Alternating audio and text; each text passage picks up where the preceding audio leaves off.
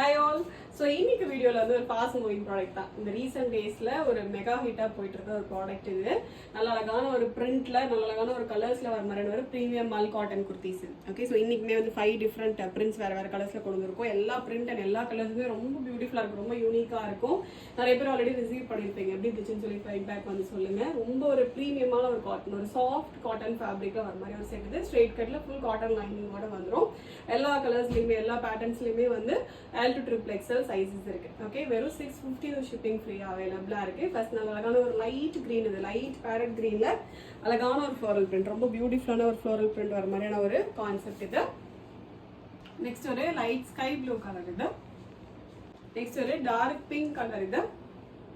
Next ஒரு light grey colour இது.